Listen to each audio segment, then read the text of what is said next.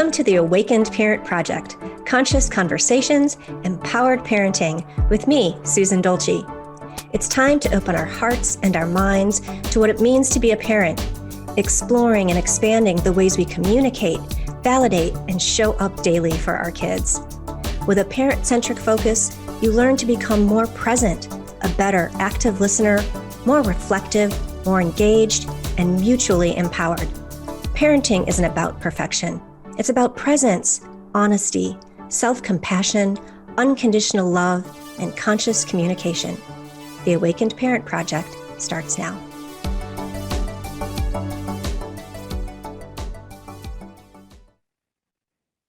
Hey, everybody. Welcome to the Awakened Parent Project. I'm your host, Susan Dolci. I'm a certified parent coach with the Jai Institute for Parenting, and it's my hope that you will find this space a safe space to journey on a path of both practical and spiritual self-exploration. From the time my first daughter was born in 1994, I've been driven by a vision where children are nurtured both physically and spiritually by adults who are present, grounded, and empowered. I believe that conscious communication, self-exploration, and self-forgiveness are the tools that enable parents to foster deep, lasting connections with their children. Parenting isn't about perfection. We say this all the time.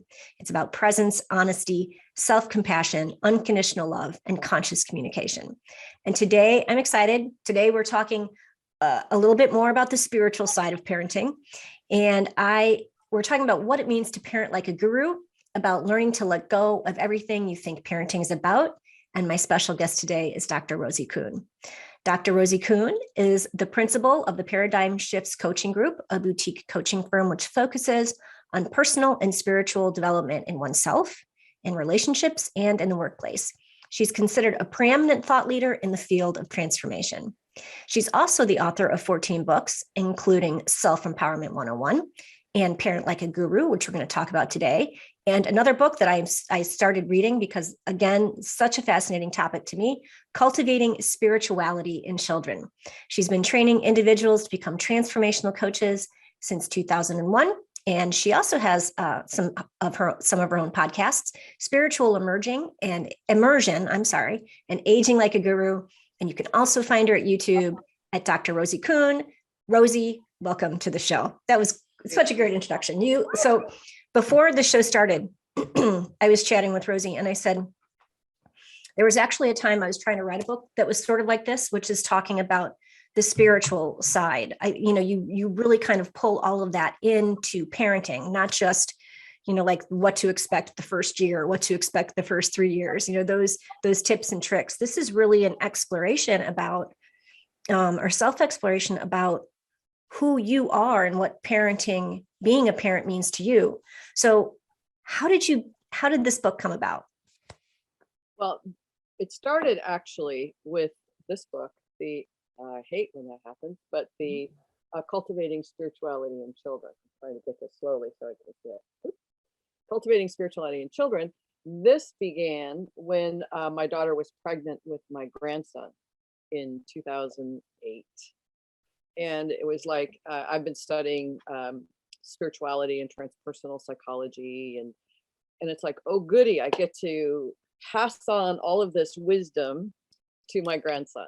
And I was outside walking with my dog and I went, wait a minute, what if, number one, my daughter isn't interested in me passing on spiritual concepts or spiritual practices? And number two, what if he isn't at some point interested? So that created a dilemma, because we have a sense that if I have this wisdom, I should pass it on.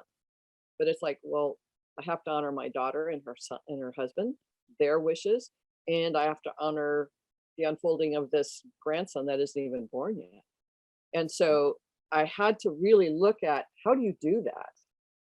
And generally how we do that is through modeling, being the role model of that versus here's the practice, here's the dogma, here's the rules, here's the tradition, here's the practices, do this, do this. And it's like, no, that doesn't work. It didn't work in my family. It didn't work. I haven't seen it work very much at all. What makes a difference is when you can be that which you wish to teach, basically. So this book, the Cultivating Spirituality, was that. And then it was like, wait a minute, parents don't have time to read this necessarily. And so what can I do to bring it into smaller bite-sized pieces? So Parent Like a Guru came in as a video, a vlog, basically. I wrote, and people can get this, that it's on YouTube. And I think it's on my website where you can go on and you can click a link and you can start getting downloads, I believe. If not, they can email me and I can make that happen. But it was a vlog of 20 some videos that says, hey, here's some ideas. And each video was like 2 to 3 minutes. So easy, parent, quick kind of thing. And then there was a blog. So I took all those blogs and I put them in a book. So that's how that happened. And after that, my friend who was the videographer, she said, that was so great. Why don't you do one on dieting? Because she was all into dieting. And so I did one on Diet Like a Guru. And then the last one of this series is Parent Like a Guru. I mean, sorry, Aging Like a Guru. So that's how that came about. It was how do I get it into the hands of parents and they can see it and work with it quickly every day or every few days to really, concretize the concepts, which is basically. And it really is, that's what I do love about it. It's like each chapter, even though there's, I think 27, even though there's several, they're only a couple of pages, but they're jam-packed with journal prompts, kind of. I mean, you're asking people to consider, like the generational patterns, how they were parented, what they liked or didn't like about how they were raised. And that's one of the things that is super, super important to me in my coaching is, in order to understand the kind of parent you want to be, to set your intention as a parent, you have to know what patterns, underlying unconscious patterns, are driving how you're parenting. But one of the things you brought up, and I think this is very interesting to me because I asked myself this before I had my kids, is why do I have children? Why do we have children? Because this is going to sound judgy, okay, judging. But I think there's a lot of people who just feel like, okay, it's just the next step. We've been married a couple of years, we want to start a family. And so that's just what you do, without fully understanding before they get into it. What does it mean to be a parent? What kind of parent do they want to be and why? Yeah. Yep. Those are all really great questions. And most of us don't really take it into consideration. It's just like, oh, I just want to be a mom. I just want to know that momness, if you will. Or I just want to know that dadness. Or like you said, it's just the next step. It's what's expected. And, from growing up, for most of us, it's like we prepare ourselves for that next step. But we don't realize, I think parenting is the most difficult spiritual journey or spiritual practice on the planet. And I mean, I can name a bunch of really difficult spiritual practices, like sicknesses, disease, death, loss of loved ones, all kinds of really hard ones. But this is sort of a lifelong spiritual practice, as being a parent. You never stop being a parent. And you never stop having the conflicts that arise. My daughter just turned 46. We still got stuff, and I'm still doing the mom thing, working it out. It never ends. And that's the good news and the bad news in a sense. It's very challenging. And we don't take that into consideration. It's just like, oh, I'm going to love them and they're going to love me and it's all going to be good. It's like, yeah, no. And yeah. And I, because I remember when I was pregnant, somebody who was not pregnant asked me, aren't you afraid of being in labor? Aren't you afraid of the actual childbirth? I was like, that's not the scary part. The scary part is I have to raise this human and hopefully turn them into a fine, quality human being / citizen of the world. That's the scary part. That's the scary part. And like, one of the things that I like, what I like that you said is that as far as the spirituality part, like so many families, you've got your religious traditions, which we did. We raised our children in a religious tradition, but for me, them understanding who they were as a spiritual being, having a human experience, was really important to me.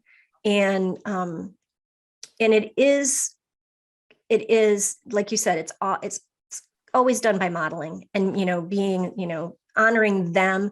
You talk about, one of your chapters talks about respecting them, respecting kids, that they're not just, because they're not just little beings. I mean, just little, tiny humans.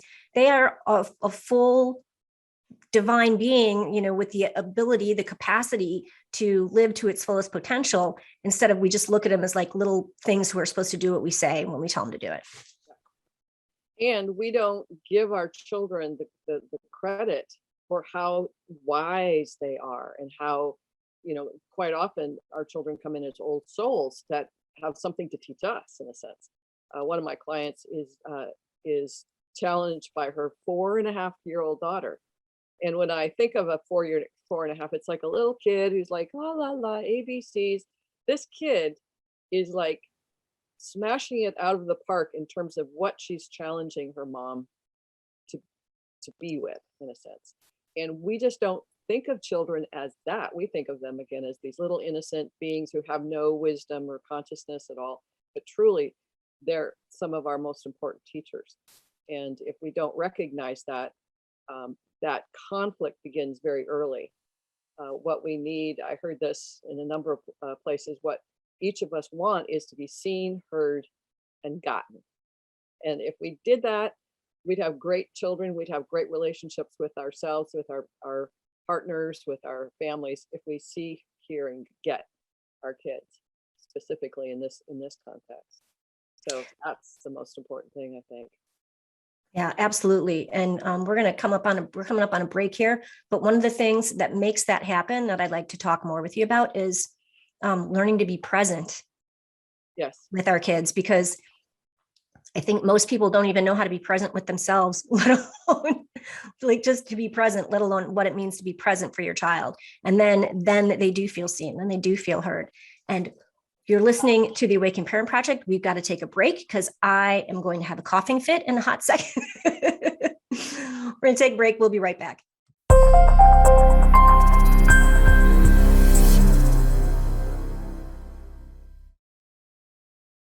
Hey, everybody, welcome back. You're listening to the Awakened Parent Project. I'm Susan Dolci. My special guest today is Dr. Rosie Kuhn.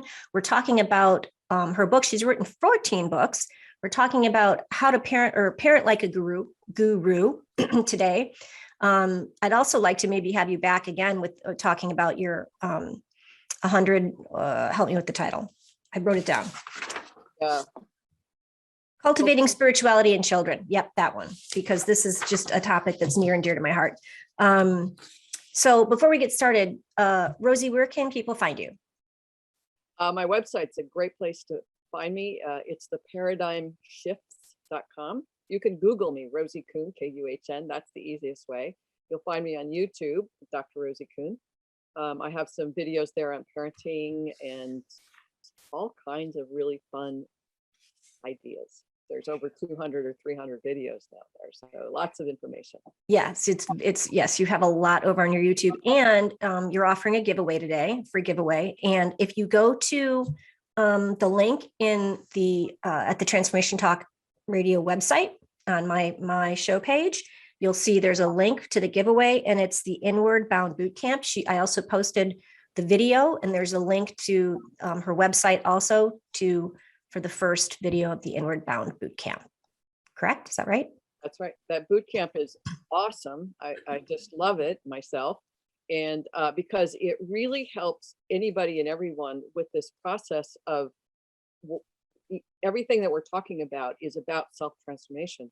It's about the ability to listen and think and say, here's what I want to do. And then actually, this is a little caterpillar taking the steps towards that which we say we want. So even as a parent, whether it's before our babies are born, or when they're 25 years old, doesn't matter when, we say, I want to be a better parent. I want to be more effective. I want to be more present. And we start that process. So this boot camp can help just start that process and really engage people in what's the practice necessary to move us through that transformational process.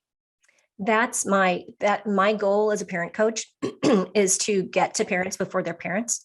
Yeah. And I have my oldest will be 27. Is that right? 28. It gets so confusing.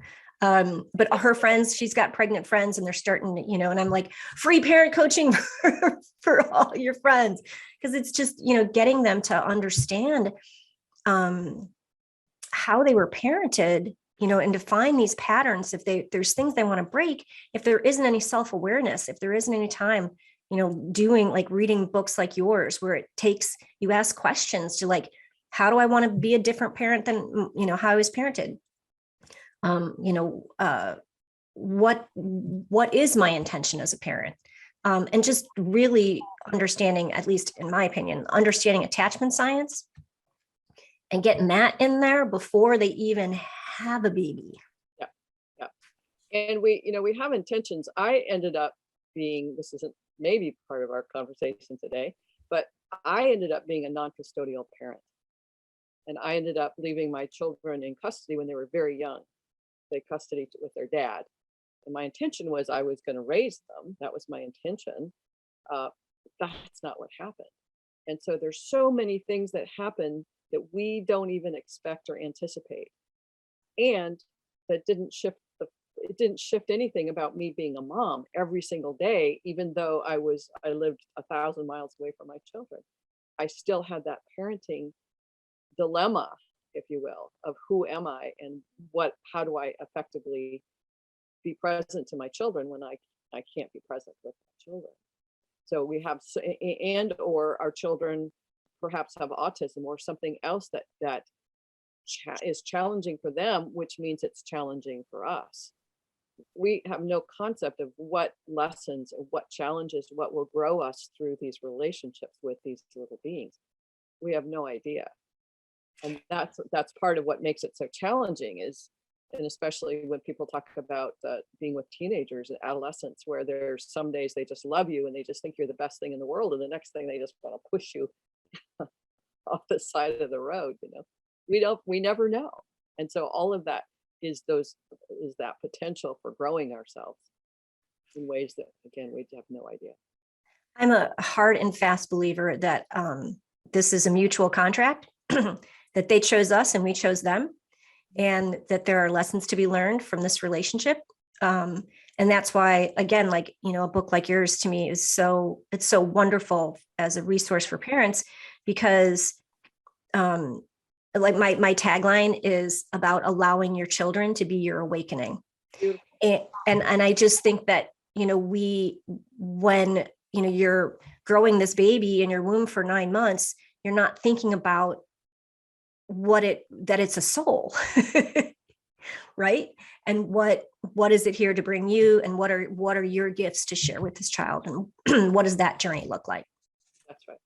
We have no concept of that, and we're just, I think, at the beginning, the cutting edge of realizing how we do that. Be more conscious of the soul, spirit being that's inside us as something greater than, oh, just a little baby and I get to play with it and hold it and feed it in the challenges of the everyday life, versus something else that's going on a different level that we're pretty unconscious about. So that was part of wanting to write these things. Something you must be an expert at. I mean, I was in my small group cohort. I was the oldest student in my particular cohort, which I did last February, so about a year ago. And I kept telling the younger moms in my group, I'm like, the letting go never stops. Like the surrendering and the letting go and allowing your children to make their mistakes, to grow, to experience, if the letting go never ever stops, doesn't matter what age they are. That's right. One of my favorite books was written by John Cleese called Families and How to Survive Them. Oh, I love that. I got to write that down. How to Survive Them. And he wrote it with his psychologist. John Cleese went through a divorce and went through therapy, and they collaborated on this book, which it's got a lot of cartoon, excuse me, cartoon pictures that really emphasize the humor and the truth of, being in a family and being with children. So it's one of my favorite books.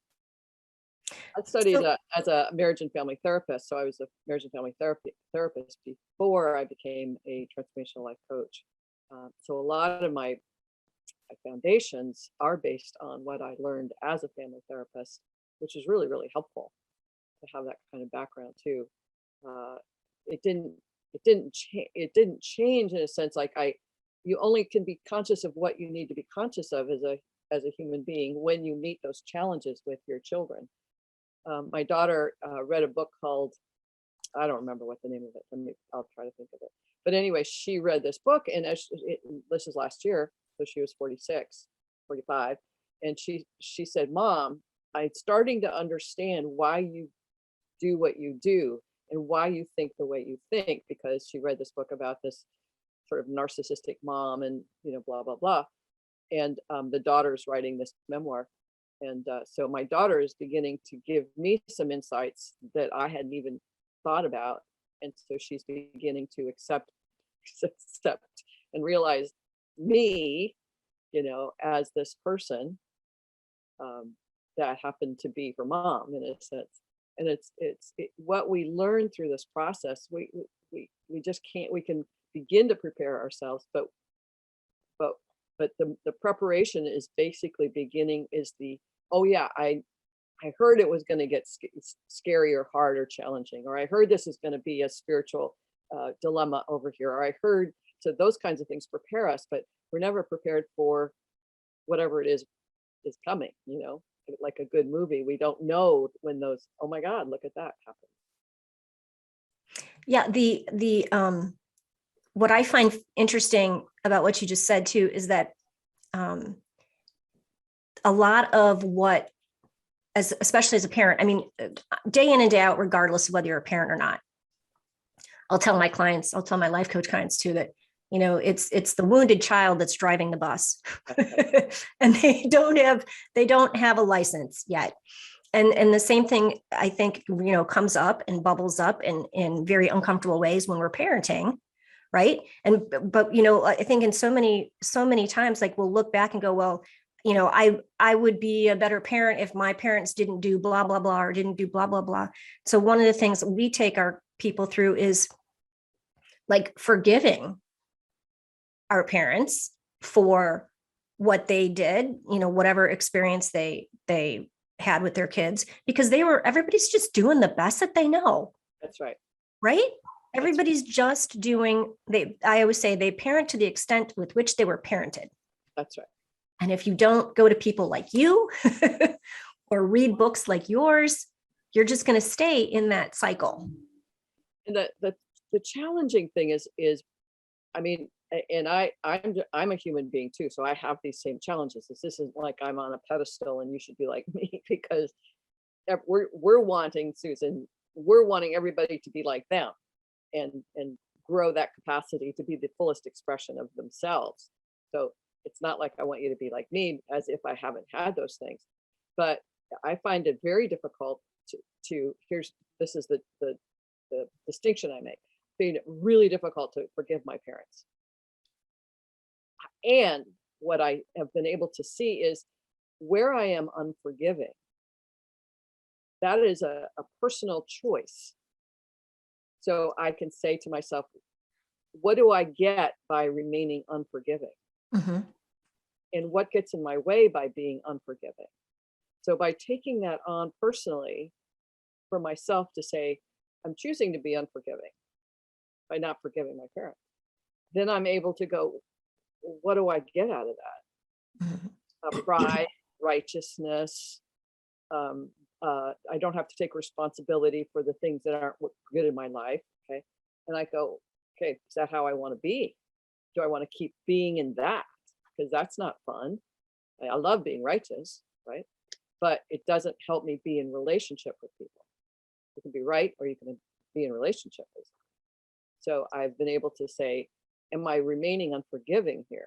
And if I am, that's what I want to change. So I just put that out as a little tip of when people are like, "Oh, I'm not going to forgive them because they were," it's like, okay, so what do you get out of remaining unforgiving? Mhm. Then it's different for me. That it's a reframe for me that was really important.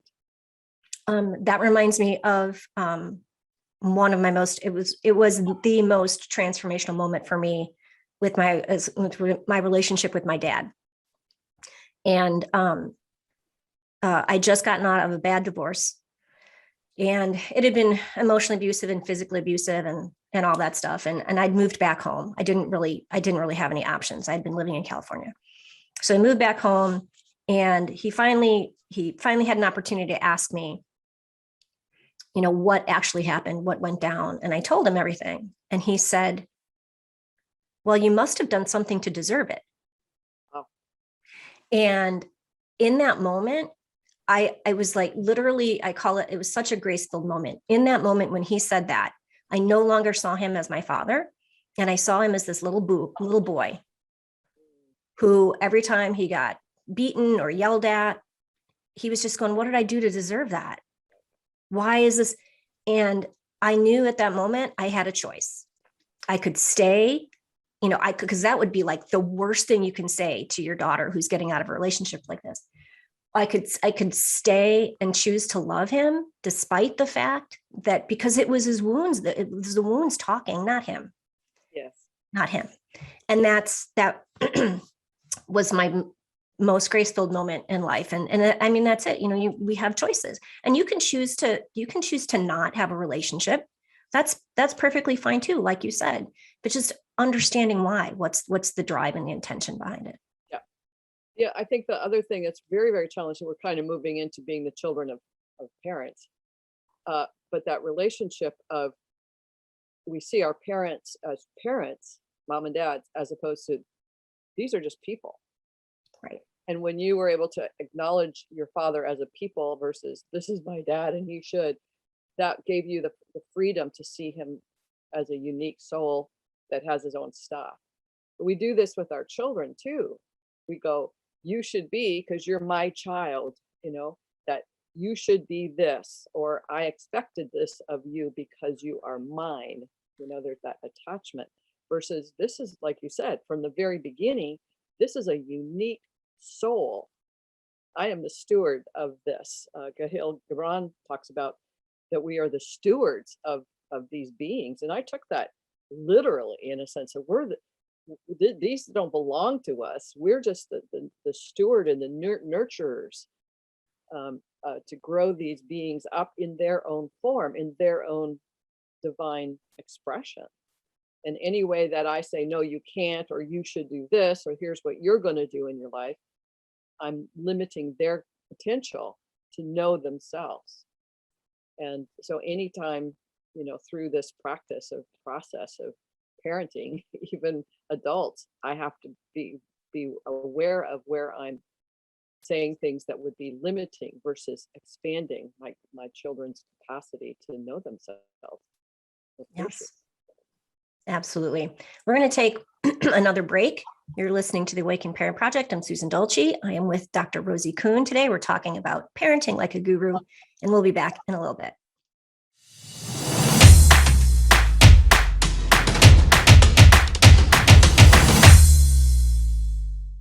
We are back. This is the Awakened Parent Project. I'm Susan Dolci. Today, I'm with Dr. Rosie Kuhn. You can find her at theparadigmshifts.com. And she's also has a free giveaway for us today. That is the Inward Bound Bootcamp. There's a link at the Transformation Talk Radio website for my show. There's a giveaway link. You can go directly to her website, and it also takes you to her YouTube channel, which is prolific. She's got a lot of videos over there. And you were just said you had another book. What was the book you were showing me? This is another book. It's called If Only My Mother Had Told Me, or maybe I just wasn't listening. 101 pearls of wisdoms I had to figure out by myself. And that's yours? How come I didn't find that one? I should have seen that when I Googled all your books. Okay. I don't know how to get that up. Okay, I'm definitely going to get that, because that, I think it's probably great. You should give it to every kid before they head off to college. My favorite titles that I came up with. You do have great titles, I must say. I love my titles. And if there's any crossover listeners, we're going to have Dr. Rosie also on. And that's when I realized with her Aging Like a Guru book, because I mean, what I'm so excited about too with this interview with you today is that you also have the perspective of the grandparent, which I've been wanting to get somebody on the show who, who maybe had a perspective shift, like they parented their kids one way. And then I'm not saying this is you necessarily, but then they were like, wow, like, now these are my grandkids. Like I have a different intention as a grandparent, which I think we all do, than as parents, right? Because it's more play, right? More, like you said, sharing of wisdom, all that. So did you go into grandmotherhood with a different intention? I think there's the intention with parenting, I think, is to structure your children and is to form them. And with being a grandparent, I think it's just to engage and really embrace the expression of these children. We love them unconditionally. We don't have to be responsible for toilet training or, condom using or whatever those kinds of structures or religious structuring. We don't have to be responsible for that. So we get to just thoroughly embrace how awesome these beings are. And I think that's true for me, that there wasn't that constraint. I know there are families where the grandparents are the ones that structure the parents still, who are structuring the kids. So that was really constraining. But I think in essence, there are so many grandparents who just love their grandchildren and want to just adore them, where somehow in the structure of living with a being every day, as we do with our children, generally speaking, the adoring goes away because you have to get them up for school and you have to get them dressed and you got to get all those things done. And you get yourself off to school or work, and you have to get your husband, partner, being person off. All of those things limit the capacity to really be present. We were talking about that earlier, that level of presence. How do you be present in the midst of all of that to do? Very, very challenging. We talk a lot in the JAI program too about self-regulation to help co-regulate our children's nervous systems. And so much of that is grounded in presence. And just, finding ways to get into your body, getting out of the spinny thoughts, and just, whether it's, pushing your hands together or deep breaths or anything. Like if you're in a crisis moment as a parent, if you're having one of those, I'm going to lose my cool or flip my lid, getting a moment to get present in your body so that you can be present with your children to the best of your ability and not lose your temper. Yeah. And one of the things I find so fascinating is the degree to which we can, in our work, whether we're coaches, therapists, programmers, whatever it is we do, service, health, that we focus our energy on and attend to the person in front of us. That's our job. And we train ourselves to do that. Mm-hmm. And then we're off the clock, and all of a sudden we're distracted in 462 ways. We have that capacity for presence. And why do we choose to give that up for the most important? We give it up, and our children and our partners and our family lose that presence that we have the capacity for. I don't know why we do that, but it's a trained thing that we do, and it's a good thing to train ourselves to go, no, if I can be this present with my clients, I can be this present with my children. Yeah, that's funny because that did come up for me when I was going through my life coaching training. And I felt like I was pretty good at being present when they were talking, but I remember this was my youngest daughter specifically, who would come home from school every day with some sort of story. I have three daughters, so there's a lot of estrogen, a lot of drama. And I would hear myself in my mind say, you're going to listen to Elizabeth talk. You're just going to focus on what she's saying. Like, take some deep breaths and just focus on her. Because if I didn't consciously do that, I would be thinking of either a solution, Yes. instead of just really listening, right?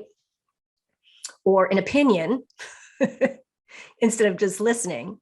Yes. And waiting for her to just express and let it, whatever was going through her, move through her, and just hold the space for her while she did that. Yeah, that's a big practice. And you go, oh my God, how am I going to get the laundry done? Oh my God, how am I going to get dinner on the table? Oh my God, how am I going to get lunches made? How am I going to get and it's like you have to stop all that. You have to, in a sense, there's a point where we make a choice to say, what's the most important thing? My connection with this little being, or doing whatever. The doing is really important. Obviously, getting food or going shopping or whatever those elements of life are. We have to make choices, and quite often it's our children that get diminished in priorities. And when we can ask ourselves those questions, and I think this is a really important piece of being a coach, is we're asking, as a thinking partner, we're asking our clients to say, what is the most important commitment you have here? What's the highest value, the highest priority? And to really be able to get them to be clear about that. It's like getting things done. Okay, great.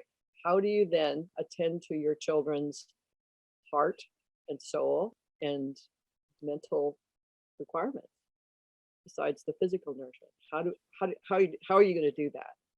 How do you want to do that? And when we can ask those kinds of questions, people can begin to cultivate awareness of that choice-making process that we're doing all the time.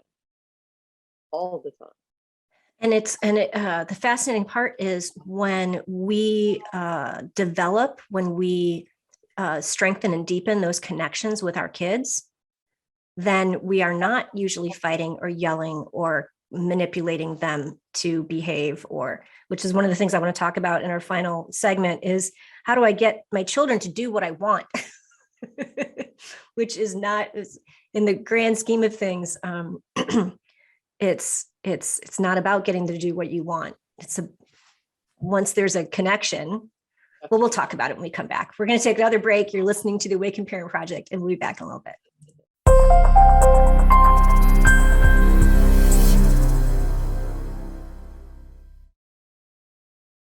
Welcome back. This is the Awakened Parent Project. I'm Susan Dolci. I'm chatting today with Dr. Rosie Kuhn. You can find her at theparadigmshifts.com. She's got a giveaway today. If you go over to Transformation Talk Radio website and you go to my show, The Awakened Parent Project, there is a link to the YouTube channel, the YouTube video, and also a link to her website that takes you through the Inward Bound boot camp. So before the break, I mentioned one of the things we talk about in JAI, in the Parent Coaching Institute that I went through. Like one of the chapters in your book is how do I get my children to do what I want? And I think this is the reason I want to close with this too, is because I think so many parents, that's where they parent from. Yep. It's how do I get my child to be academically successful? How do I get my child to be socially engaged? How do I, all of the different things that we envision. I think it's such a funny joke that, we incubate these babies for 9 months and we have all of these dreams of what they're going to do and what they're going to be like, what they're going to look like. And maybe they'll be president, or maybe, and without any regard for the fact that they are their own person.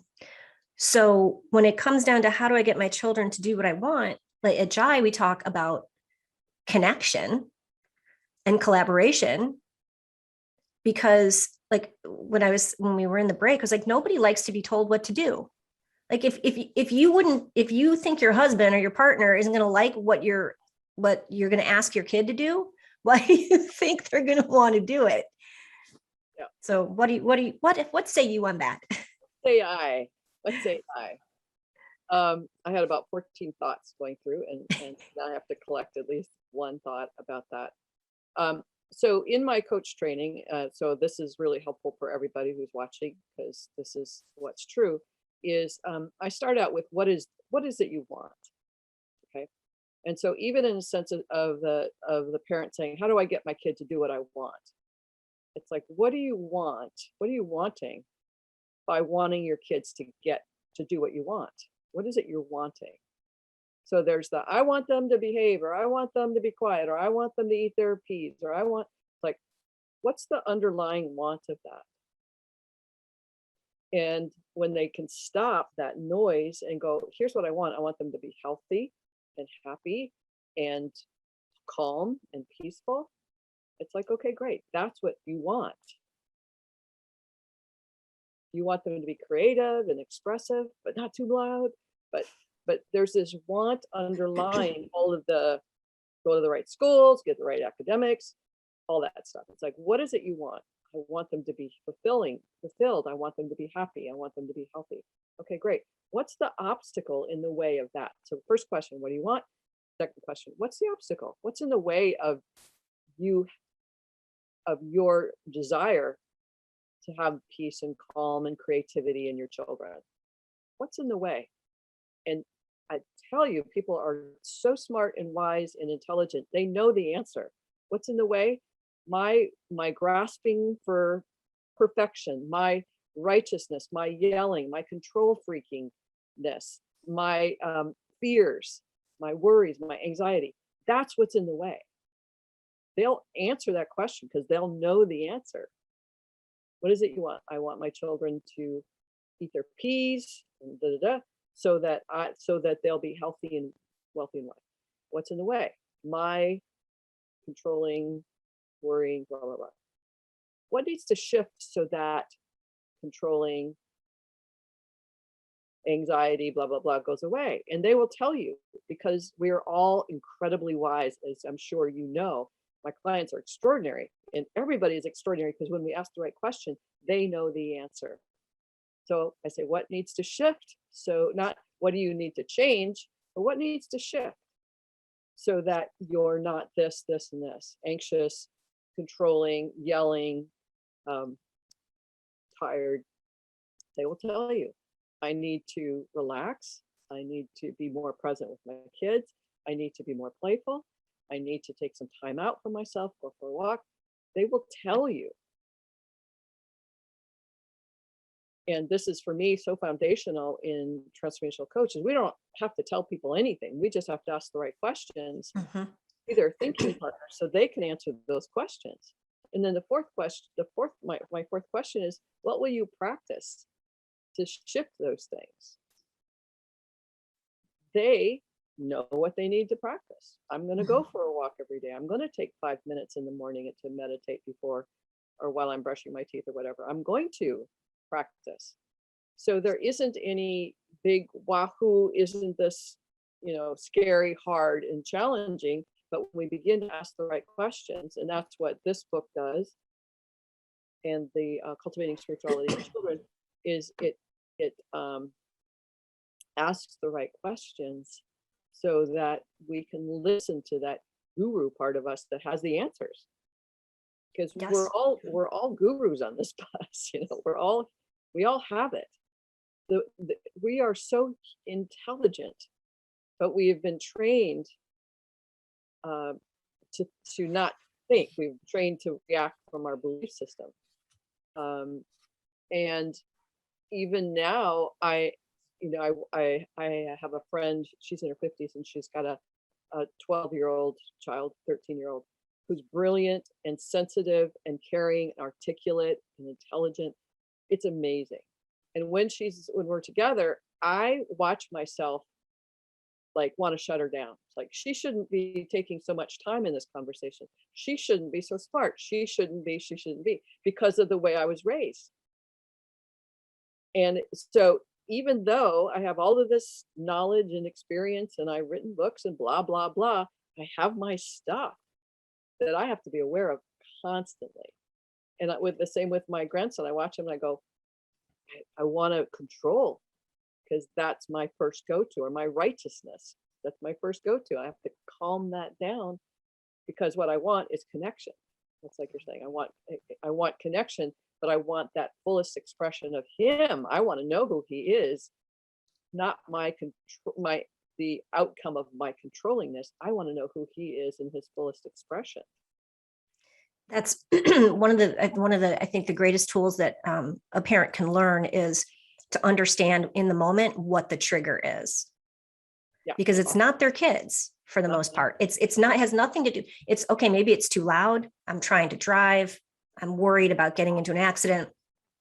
And that is something that we do also is just like, okay, try to, identify where it is in your body.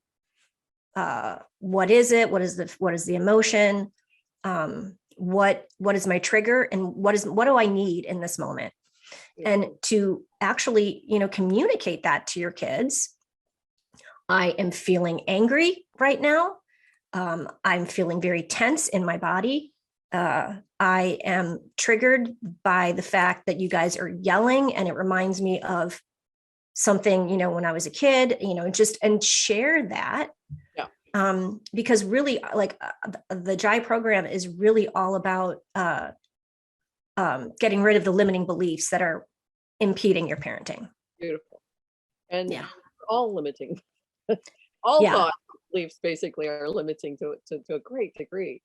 And that's where the spiritual element comes in, where we start to go, who am I without these beliefs? Who am I without this way of seeing the world?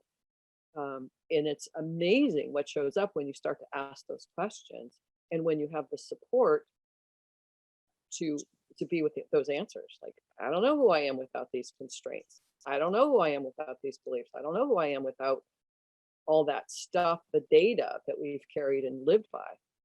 Like, I don't know who I'd be or how I would act if I didn't have that thing that my mother taught me, right? Yeah. Or whatever it is. And so that's the gift, I think, of having a parent coach, or a life coach, or a transformational coach, is that you've got that support. That, in a sense, the emphasis is on life coaching versus life coaching. It's really about that life and the unfolding of you as the fullest expression of you. And in that, then you get to be the fullest expression of you, and be the model of that. Even if you're crying in despair, it's authentic and transparent. Exactly. It's a healthy dynamic. And so having support and thinking partners is a really, really good thing, for sure. This has been delightful. Thank you so much. I'm going to put this up. It's probably backwards, but Parent Like a Guru. And the other book that I'm going to start reading once we get off the call here is Cultivating Spirituality in Children, because I do have it. I just was focusing on this one today. Doc, you can find Dr. Rosie again at theparadigmshifts.com, and the giveaway is on the website, the Transformational Talk Radio website, on my show. Thank you. Thank you again. You're so welcome.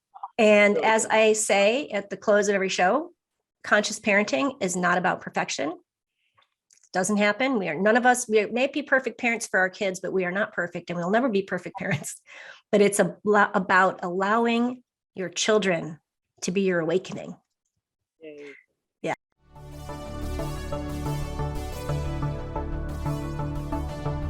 Thank you for being a part of the Awakened Parent Project. My goal with this show is to help us all become more compassionate and engaged parents by diving into the many techniques and ideologies of the conscious parenting community. This is a safe space to embark on a practical and spiritual journey of self-exploration and expand our ideas about conscious parenting. Got thoughts, questions, ideas? I want to hear from you. Reach out to me if there's a topic you'd like to hear covered on the show, or to share your conscious parenting story by visiting susandolci.com.